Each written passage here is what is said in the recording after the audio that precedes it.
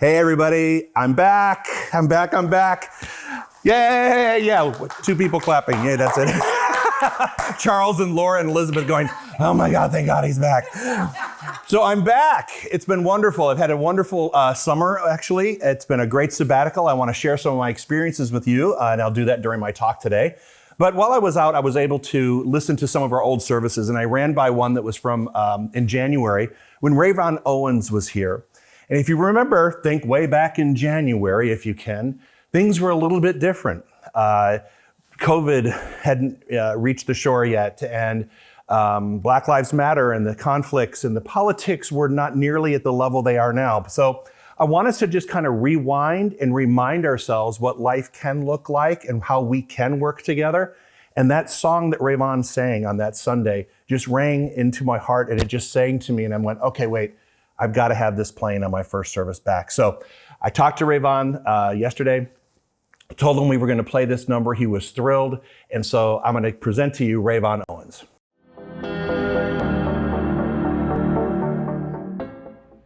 And I am telling you, just get ready. This guy is amazing. For those of you, he's been here before, but for those of you who haven't seen him, you're in for an amazing treat. Let's welcome Rayvon, everybody. Thank you. Good morning, everybody.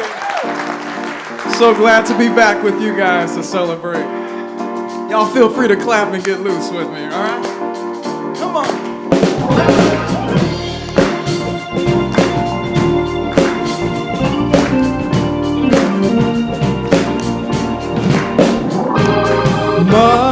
Mother, there's far too many of you crying.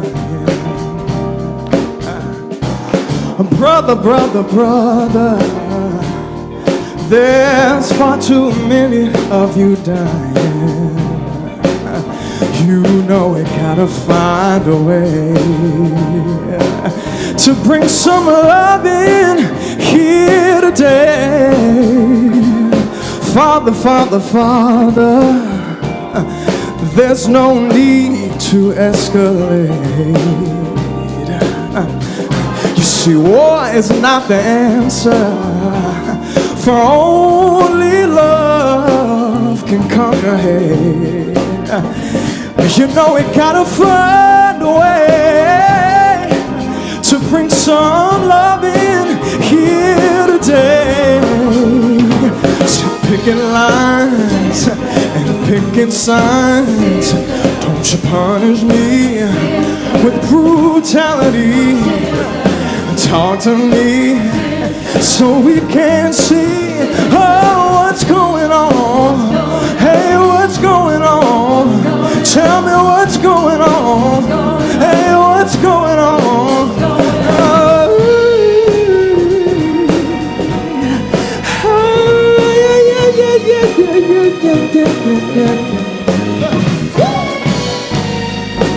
Y'all feeling good this morning? Woo!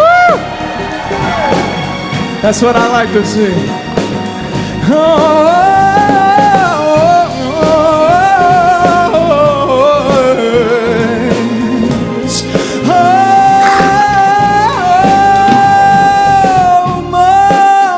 Mother, everybody thinks we're wrong. Oh, but who are they to judge us? Simply because our hair is long. Listen, y'all, somebody tell me, cause you know we gotta find a way to bring some understanding here today. Hey, I said picking lines and picking signs. Don't you punish me with brutality. Somebody talk to me so we can see, oh, what's going on? Tell me what's going on. 'Cause I need to know what's going on. Hey.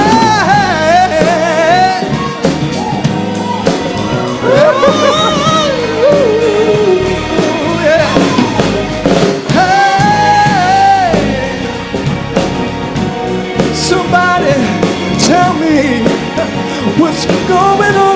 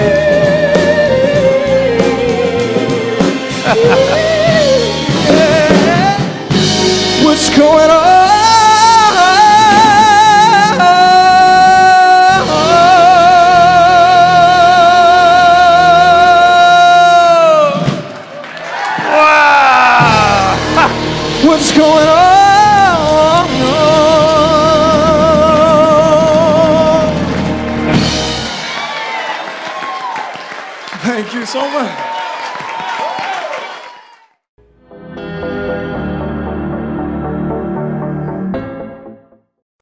Hey, it's middle of October. Well, getting toward the end of October, and we're still rolling along with so many wonderful activities that we have going here at the center. So here's what's coming up this week. Monday, Dr. Joe is back, and he'll be doing, starting now, regular Monday program. And it's a surprise, so he'll be sure to bring along with him some sort of wonderful presentation. I know it's going to be reflections probably on his sabbatical and just how you'll see during his sermon how wonderfully reflective he is and joyful. So tune in Monday with Dr. Joe. Tuesday is Dr. Joe with Jafon Seeley as they continue to explore How to Be an Anti-Racist, the book that we've been moving through. This will be week 15, which is pretty wild. Wow. Wednesday, of course, the Sensational Six, another tremendous offering from them. Thursday, Dr. Laura and her new show, The Higher View. Hopefully you really enjoyed her guest this last Thursday. Coming up this Thursday is Tracy Brown, our very own Tracy Brown from Centers for Spiritual Living. That will be a wonderful dialogue between Dr. Laura and Tracy. And then Friday, it's Life on Love with yours truly. I'm still keeping my Friday slot for now. So we'll have some fun with that. Saturday, of course, is our meditation. Next Sunday, we'll roll out another wonderful Sunday service. And of course, you're seeing all of these magnificent events on your screen right now. And you can get all this information on our website as well. If you go look at the website, everything is there.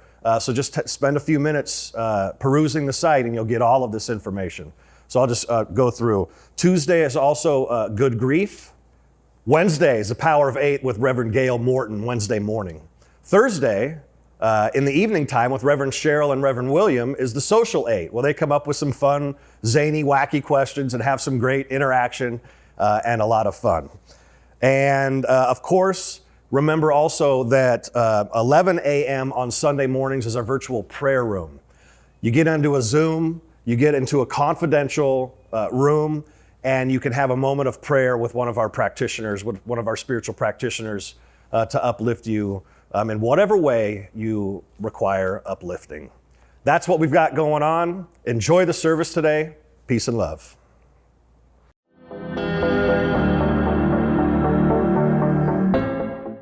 And now's the time to recite why we're here. So join me in saying, we are a dynamic, open, positive faith community that accepts all religions. Our mission is to awaken you to your divine nature, empowering you to create the life of your dreams.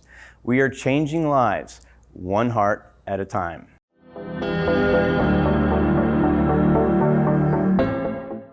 And so now, at this time, just allow yourselves to relax.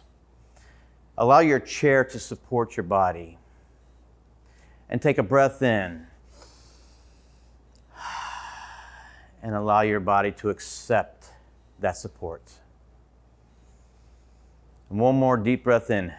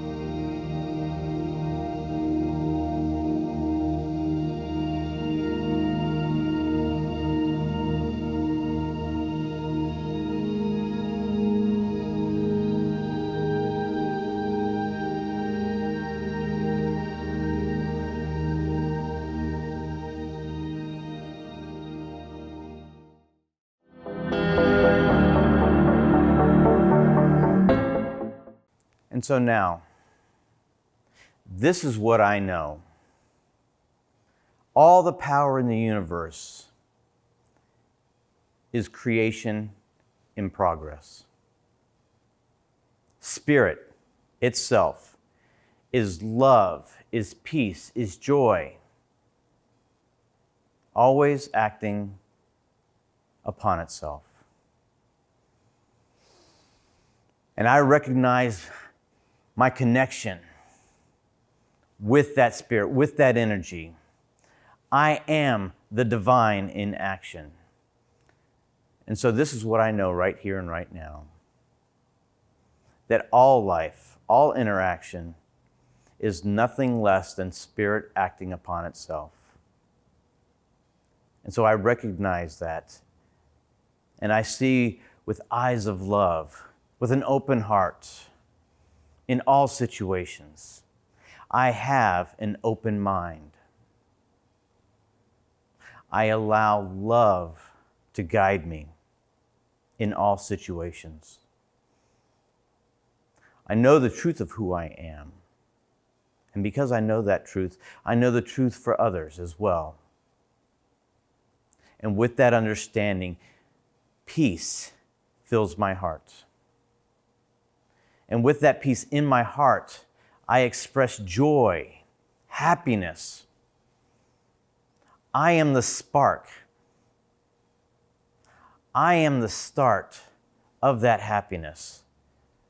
With every interaction in my life, I spread joy, happiness, peace, and understanding. I allow the divine in me to express to the divine in others. And in that connection, there is a oneness. There is a cohesion. Life unfolds perfectly, and that is a fact. I am filled with joy and happiness in that knowing. So I now release my word as law, knowing it is perfectly done right here and right now. And together we say, and so it is.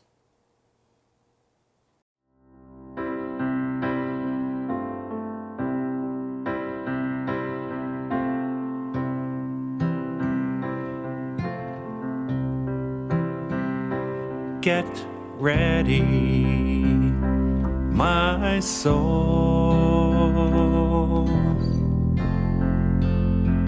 I'm diving in. Get ready, my soul.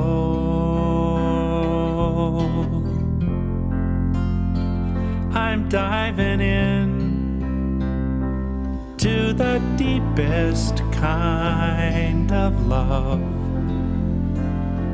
to the sweetest kind of life.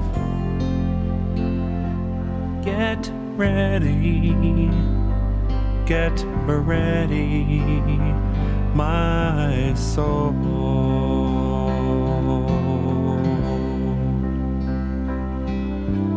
Everything I've ever done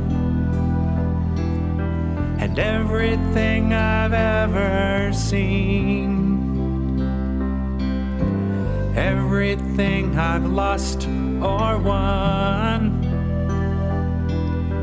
and everything I've ever dreamed has brought me here to this present moment here, to this new beginning here. And I'm seeing life so clearly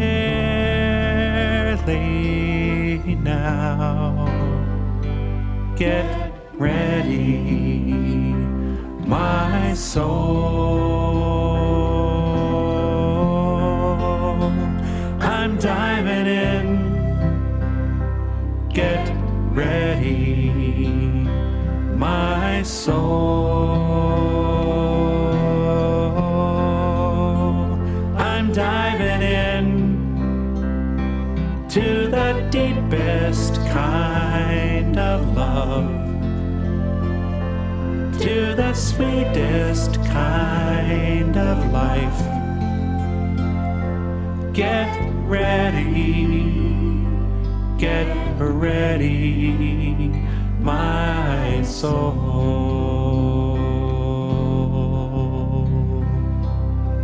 Get ready, my soul.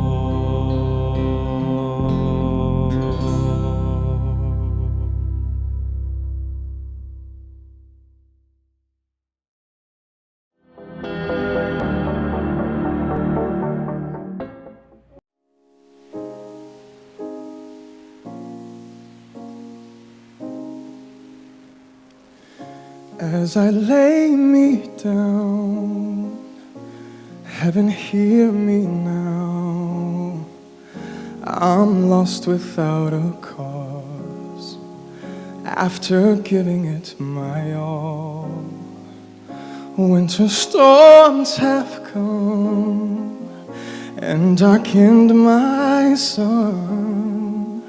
After all that I've been through, who on earth can I turn to? I look to you, I look to you.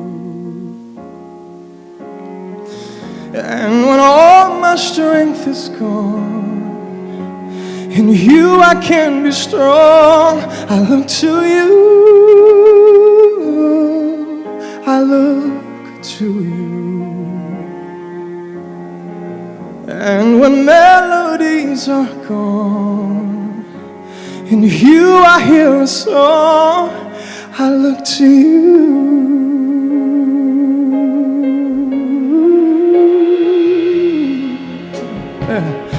After losing my breath, there's no more fighting left, sinking to rise no more, searching for that open door. And every road that I've taken led to my regret. I don't know if I'm gonna make it. Nothing to do but lift my head. I look to you, I look to you.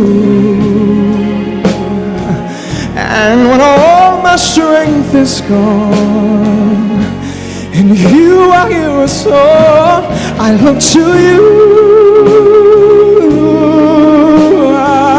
I look to you. And when melodies are gone, it's in you I hear a song. I look to you.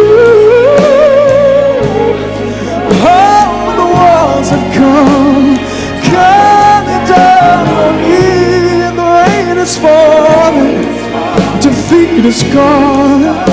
I need you to set me free and take me far away from the battle. Said I need you to shine on me.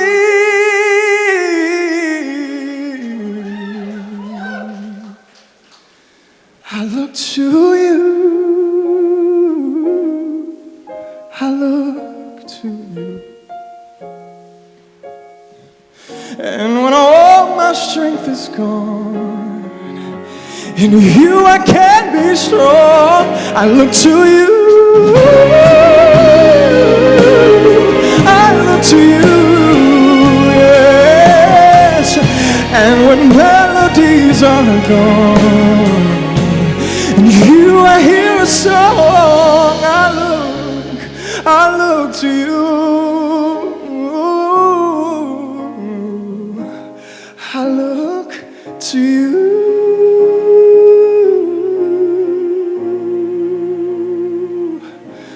I look to you.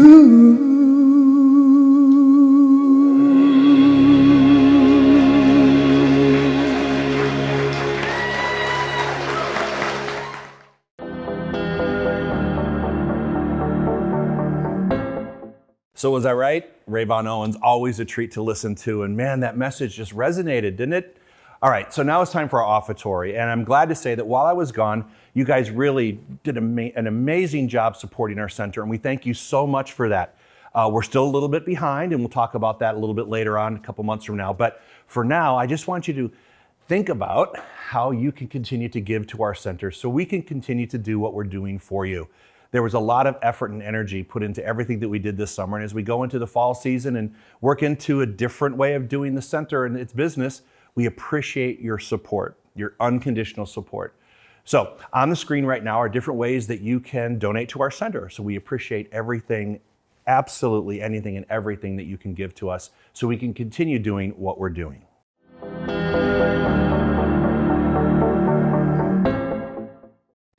Hey, so here's my talk. Things that popped up during my sabbatical. Things I learned when I was on sabbatical. Now, some of these things are very spiritual in nature, and some of them are not. And I just want to share with you things that popped up. The first one is this. People say walking on water is a miracle, but to me, walking peacefully on earth is the real miracle, especially during this time. Like I was saying earlier, the world in the past 4 months while I was gone and I disconnected, it's just been a lot of crazy stuff going on, and the crazy continues. And it seems like we're almost at a frenzy, actually, this frenzied point where the craziness is going on. And it's hard to remain at peace while all these things around you continue to happen. And so what I had to learn for myself was the ability to distance myself from what was happening, because there are certain things I can control and certain things I cannot. And the one thing I had control over was my peace of mind. And I would sacrifice that periodically when I would get engaged in certain conversations, when I would read certain things, when I would not just engage, but then feel the need to defend certain things. And these are things that aren't going to change as a result of me having this conversation. What I've come to realize is people are who they are, and they're going to continue to be who they are. We can educate the educable, but the rest of them, we just have to allow people to live in their own peace. Whatever someone wants to believe, I can't force them to believe something else. So I was losing my peace of mind by engaging in conversations where I felt like I needed to change someone who had no desire to change nor ask to be changed. There was no volunteerism on their part. It was strictly me wanting to impose my view in a situation where it could have gone, well, sometimes it went very south, but sometimes it just engaged in more conversation that created such dissent that then we no longer wanted to hang out with one another. And that's not healthy. So really, walking on water, that's not a miracle. Walking around right now amidst all the stuff that's going on, that is truly where the challenge lies. Next thing. All right, this is what I love too. I like being alone at times. I didn't really know that. I have control over my own stuff. That being the substitute word. In order for me to shift from that space, your presence has to feel better than my solitude. You're not competing with another person. You're competing with my comfort zones.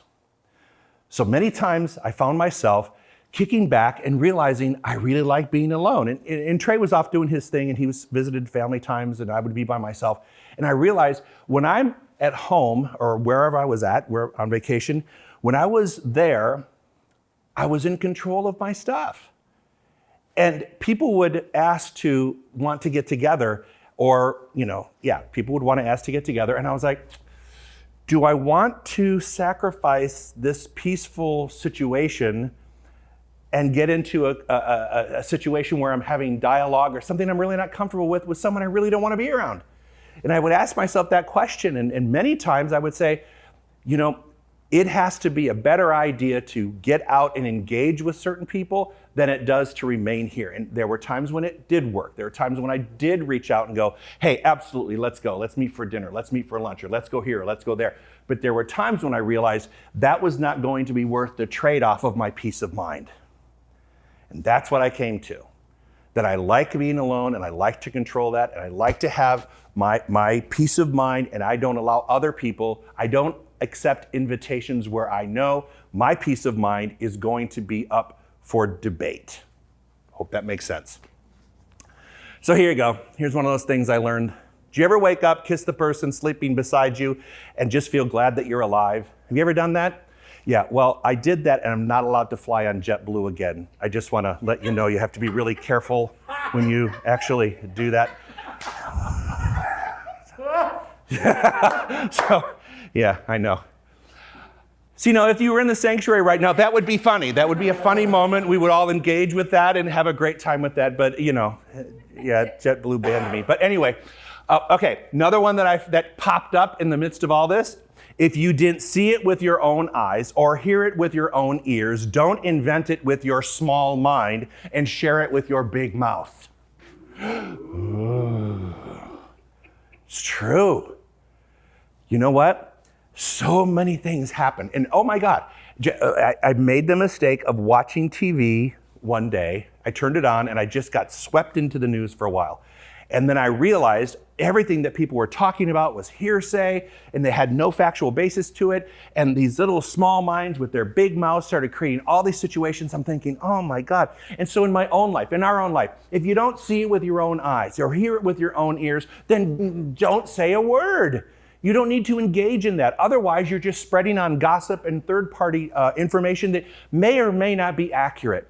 And what I find is more times than not, it's not accurate. It's been embellished on some level to create a sense of drama around something. Does anyone know someone who does that? They take the simplest thing and, douse it in some drama, and then they pass it on to other people. And then next thing you know, it's bigger than what it actually started out to be at its origin. So, I like this. If you didn't see it with your own eyes or hear it with your own ears, don't invent it with your small mind. I know that's judgmental, Judge Judy, and share it with your big mouth. Just be quiet.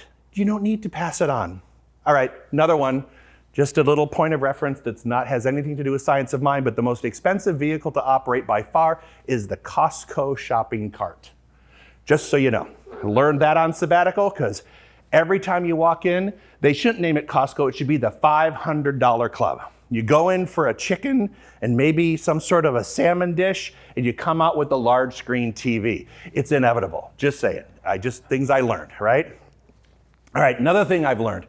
Growth is saying okay when you know you've got a paragraph or even a chapter in you that you want to share. So many times in conversations, I would want to just unload everything that was on my mind. Just explode and go off with all these reasons for something and justifications for something and all of that stuff. I would just want to go off. And then I would realize if I do that, again, my peace of mind is going to be taken away. So I would just go, okay. And that's really disarming to the person who's expecting you to go off. When you just say, you know what? Okay. Again, I'm not going to trade off my peace of mind to engage in the conversation and just end up where I was to begin with, which is frustrated with the outcome. I'll just go, okay, it's okay. I can deal with that. That to me was true growth on my part because I'm so used to having people ask a question or give me a scenario, and I feel compelled to talk about something at a really controversial tone, with a controversial tone. So what I found is if I would just go, okay, and let it drop, then guess what? We had to find something else to talk about. Totally something else to talk about. And it works. So before you feel the need to just lay it all out again and again and again, and this is the thing, I was laying it out again and again and again with the same people, having the same conversation, and nothing was moving. Whose peace of mind? Mine, out the door. Out the door. Something in our CSL site that I saw on social media was really eloquent, and I just want to repeat it because I don't know how many people saw it. Blame keeps wounds open. Only forgiveness heals. Interesting when you're talking to other people and you're listening to their life story, and they start talking about blaming other people for things that have happened in their lives, and you could just see that blaming energy And that part of the conversation was still keeping all the angst and anxiety and anger alive within them. There was no forgiveness. In fact, if I would mention the word forgiveness in a roundabout way, it was shot down like a missile saying, no, there's no way I can forgive this person for that. And I kept thinking, and sometimes I actually added this in, well, then there's no way you're ever going to heal from this because you continue to blame other people instead of just saying, it's over, it's done, let's move on. You're just going to be in this endless cycle. Only forgiveness heals. And we've talked about forgiveness, 10 million times over the past 20 years. And forgiveness isn't a one-time thing because all it takes is one person to trigger you, to say something, or to start thinking something that brings back the whole scenario, and you have to go through the process again. But what I have found is I have triggers. Imagine that. I have triggers, and when people trigger me, I had to say, whoa, okay, here we go. I'm either gonna go into justifying in the blame game, or I'm gonna have to remind myself that I've already processed this and not sacrifice my peace of mind to engage in the conversation that I really don't need to have at that point. It's about not engaging in those conversations. It's about allowing yourself to remain calm and peaceful in times that are not very settled right now. Make sense?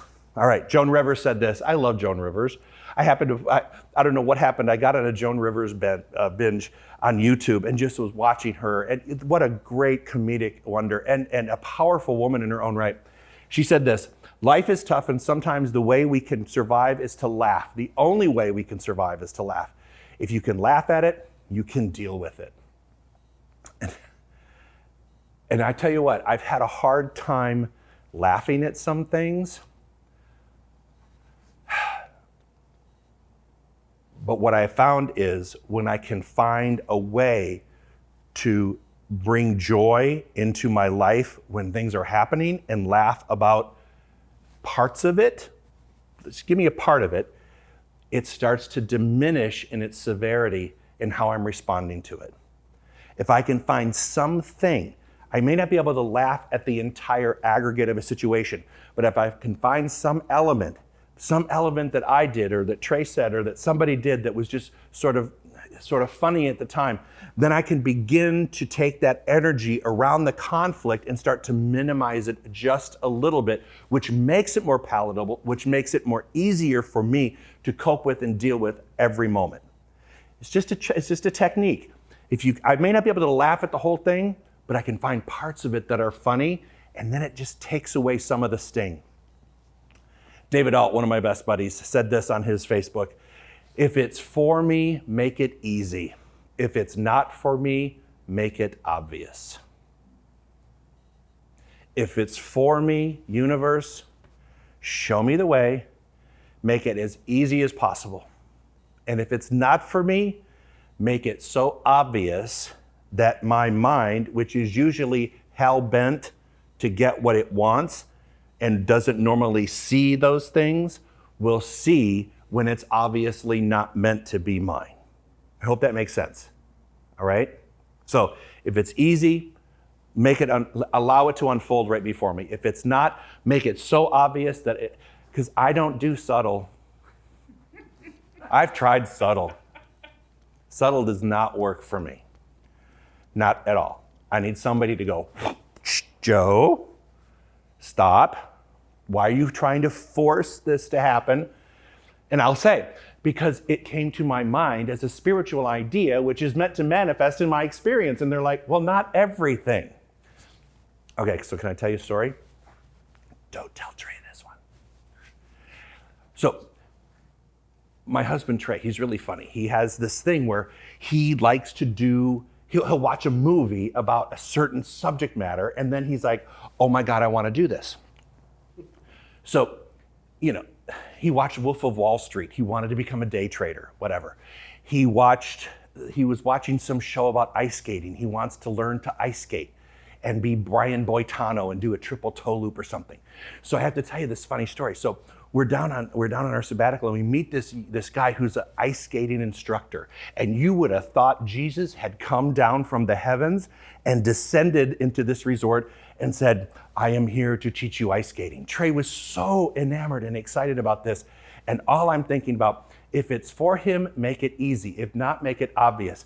Well, then Trey bent over to pick up a sock or something, and he went like that, just made that sound like we all do when we get older, trying to pick something up. And I said, honey, look, can you imagine doing that on 2 steel blades on ice? That's not gonna happen. Not at 57, you can't do that. Unless there's like a crane with some giant harness that holds you up in the air as you fall. Anyway, you had to be there, but make it obvious. Make it obvious, because he's still thinking he's gonna do a Snoopy skate dance. But anyway, we'll see how that, I will FaceTime it live when it actually happens. Trust me, it'll happen. Okay, Charles is right here. Charles, step up here. Widen the screen for me, Jeff. This is for you.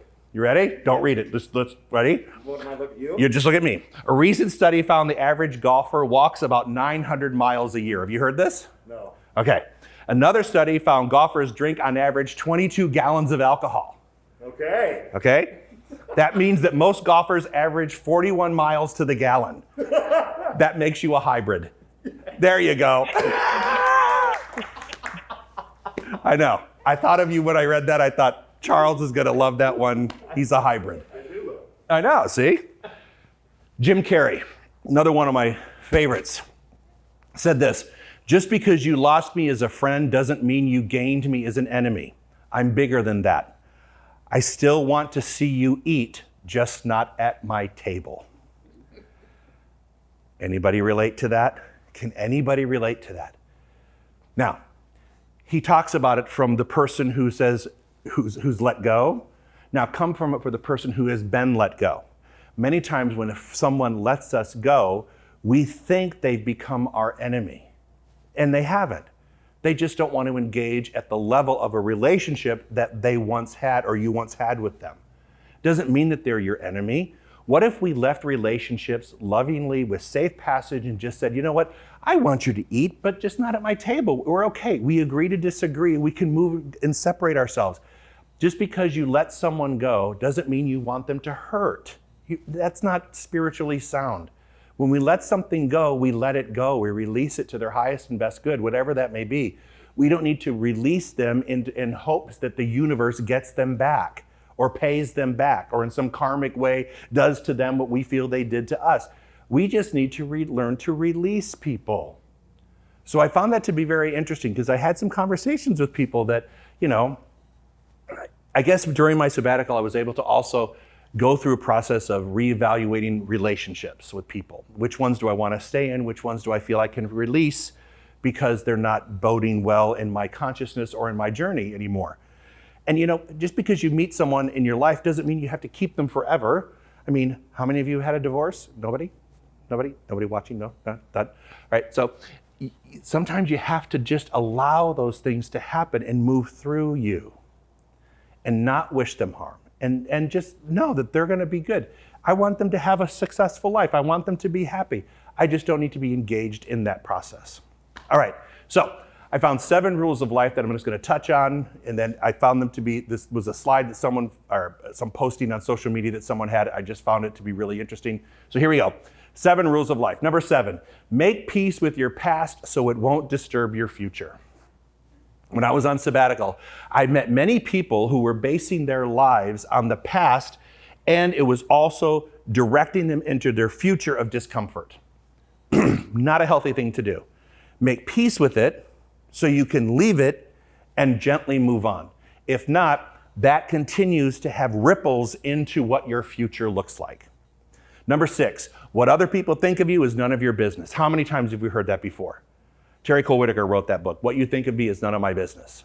And what I've noticed is people always want to tell you what they think about you. We've gotten to a point now where that's just commonplace. In the world of our social media and the way we interact with people, and especially when we're not interacting in person, but because of COVID, we only interact on keyboards or texting. We don't get that face-to-face ability to talk to one another.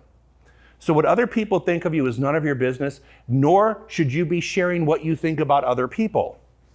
That's the other part of that. Just let people be. I find that that's most comfortable.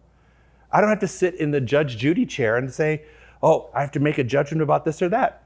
It releases all the necessity to obtain and hang on to those feelings of anger. Next thing, number 5, the only person in charge of your happiness is you.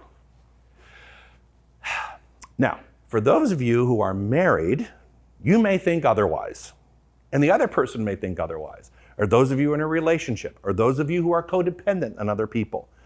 But the only person in charge of your happiness is you, and you get to decide in any given moment how that moment's going to unfold and whether you are going to be happy. If I give my happiness quotient to you, if I give you the ability for you to make me happy and only you are going to make me happy, then if you're not making me happy because you're not doing what I think you should be doing, the way you should be doing it, and sound familiar, anybody?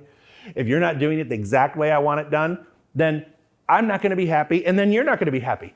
Just allow yourself to be in charge of your own happiness. It's the only way it works. Big one, number 4, don't compare your life to others. Comparison is the thief of joy. It's easy. I don't know why. It's easy right now to sit and look at different lives, maybe because there's this feeling that things are stagnant a little bit. Maybe it's because of COVID and we're still locked in. And I still say wear your mask and wash your hands. Maybe it's because we're not able to engage life in a more intimate level. I would say that in a more connected level.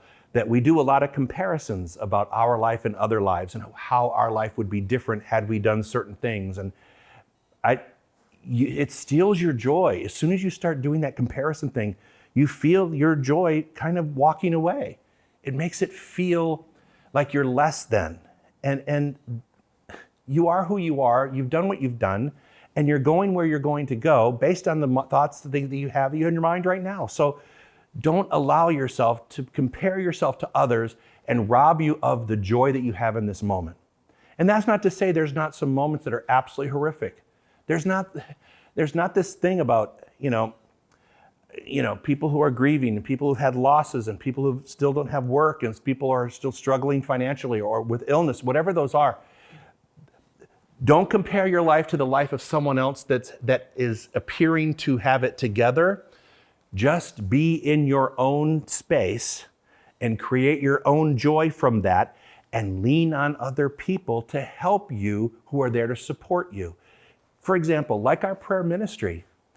People, even though we don't meet one-on-one, we have a prayer ministry here at the center. If you get on the website and you put in a prayer request, it's going out to our entire prayer ministry. It's a way that we are able to continue to hold you up spiritually. And if you need to make an appointment with a practitioner, you can do that by contacting the center, and they will be available to you with a practitioner or a minister. Someone will be available to you to help you do this. So when you find yourself moving in the depths and despairs of those things, then allow yourself to take action, the appropriate action that will help you begin to move around that corner into that better space. All right? Next thing, time heals almost everything. Give it time. I love that phrase. Time heals almost, and she says almost everything. My problem is I don't like to give anything time. I like it now. If I'm hurting, I want the hurt to stop now. I'm the kind of person that does not process things when they're hurting, so I have to tell myself this needs to end, when the reality is I just need to allow time to go on so I can heal myself. And I need to give it time and stop putting time limits on my misery or whatever. Just allow myself to move through the processes of life. When I get to do that, when I allow myself to do that, when I surrender to the idea that time heals almost everything, it begins to move me around a corner. And let me give you another example. So, during this whole lockdown period and this whole thing that we've experienced in 2020, I just keep thinking, oh my God, when is it going to end? And I just know that time will heal everything. Eventually, this will pass. It's not passing on the timeline that we want it to pass, but it will pass. And life will look different on the other side of this. Getting there is going to be a challenge, and it continues to be a challenge. But when I know that there is an end in sight, and there will be an end in sight for this, then we know what we know, and it heals everything. So in other words, number 2, stop thinking so much. It's all right not to know all the answers. Stop thinking so much. It's okay not to know. And look, I have to tell you this. So we've had the plague, right, in 2020. California's been covered in fires, right? Last week, I was in Hurricane Delta in Cancun. So I was like right in the path of a hurricane. So we've had a plague, fire, and floods. And I'm telling you what, and I'm not talking about the fly on Pence's hair. I'm talking about if locusts show up, I'm tapping out and going to a different church. Just so you know, putting that out there, because they got 3 going right now, and I'm thinking, what am I doing here? But if locusts show up, watch out. All right, just putting that out there. Back again, stop thinking so much. And that's when we are alone and when we don't have time to do other things that we used to do prior to COVID, we think too much. Put on a Will and Grace and laugh. Put on Golden Girls. They're still funny. Do something to engage in activities where you stop overthinking everything. That was a gift that I got in the time that I was away. I stopped the overthinking everything. I actually legitimately hit a pause button that just allowed me to stop going on the spin cycle of everything else. It was beautiful. It was wonderful. It allowed me to remind myself and to remember what it was like before I had all that other stuff spinning around. It was a true gift. The last one, and it seems so trite, and it seems so simple. Smile. You don't own all the problems in the world. And I know that's hard to do, especially when you're behind a mask. You can't see people smile. But I've also created this new thing where I imagine everybody smiling behind their mask. And it makes it much easier to deal with them and to deal in the whole situation that we're in. I just imagine everybody smiling versus what everybody may be thinking. They're looking at people behind the mask going, you can't read their emotion. You can't read them. And so you wonder, are they hurting? Are they miserable? Are they scowling? Are they angry? No, I'm making the assumption, and I know it's an assumption, that behind those masks, I see smiling people. And for some reason, I then connect my energy, a smiling, happy energy, to what I believe their energy to be. And when that happens, I come across much more friendly and much happier and more content and not so questioning. It actually worked. So allow yourself to just know that right where you are, God is, and right where you are, God is working in your life and in the lives of others, and all of this is unfolding for some greater and higher good that we don't see yet, but we will see. And when that day comes, we will have a huge celebration as the awareness that is being moved about in this entire culture, when that awareness is known person by person by person and becomes a flood of acceptance and unconditional love. And that's what I'm going to continue knowing, that is exactly what's happening here. And for that puts a smile on my face. It takes all that concern and angst and anxiety and it puts it in its proper place, because I have to know that something greater is happening here and not get caught up in what is happening at the moment, but what is happening in the larger picture, which at times it's hard to see. It's impossible sometimes for me to look at because I don't have that perspective. But what I have found is when I take that perspective, everything begins to change. That I know for sure. So those are just a few things I learned on my sabbatical. I'm sure you're going to get a lot more. Thank you so much for joining us today. Thank you for supporting our center. Thank you to Reverend Charles, and thank you to Dr. Laura, and to Elizabeth and William and everyone that's keeping the center going, and to Jeff Harrison and Circle Point Media, who keeps us all up on the website, or all on the internet every day at 10 o'clock in the morning. Please continue to join us. Please continue to support us.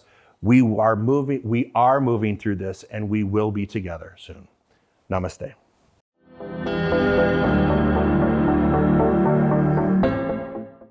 Wow.